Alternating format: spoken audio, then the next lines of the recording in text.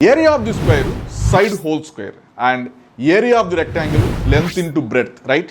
ఈ రెండింటిని యూజ్ చేసి a plus b whole square is equal to a square plus 2ab plus b square అని prove చేద్దాం. దీనికోసం నేను సైడ్ ఏ యూనిట్స్ ఉండే ఒక స్క్వేర్ తీసుకుంటాను. ఈ స్క్వేర్కి ఏ అండ్ బి మెజర్మెంట్స్ ఉండే ఒక రెక్టాంగిల్ని సైడ్లో యాడ్ చేద్దాం. సేమ్ మెజర్మెంట్స్ ఉన్న రెక్టాంగిల్ని రొటేట్ చేసి కింద బాటంలో యాడ్ చేద్దాం.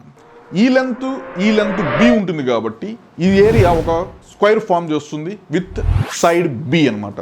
మనం ఏం చేద్దామంటే ఇప్పుడు ఇండివిజువల్ ఫిగర్స్ యొక్క ఏరియాస్ కనుక్కుందాం.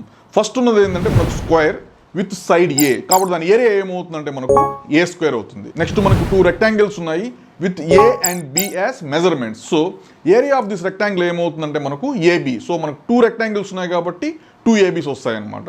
అండ్ లాస్ట్ రిమైనింగ్ మనకు ఒక స్మాల్ స్క్వేర్ ఫామ్ అయింది కదా విత్ సైడ్ బి.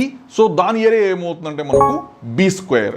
నా ఈ ఫిగర్స్ అన్నిటిని ఫామ్ చేస్తే మనకు ఒక పెద్ద స్క్వేర్ ఫామ్ అయింది కదా with side a plus B.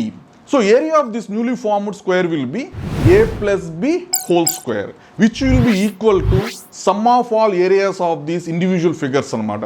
A square ab plus ab is 2ab plus b square. So a plus b whole square is equal to a square plus 2ab plus b square. ఈ content మీకు నచ్చినట్లయితే మీ friends and ఫ్యామిలీకి share చేయండి. మర్చిపోకుండా like చేసి subscribe చేయండి.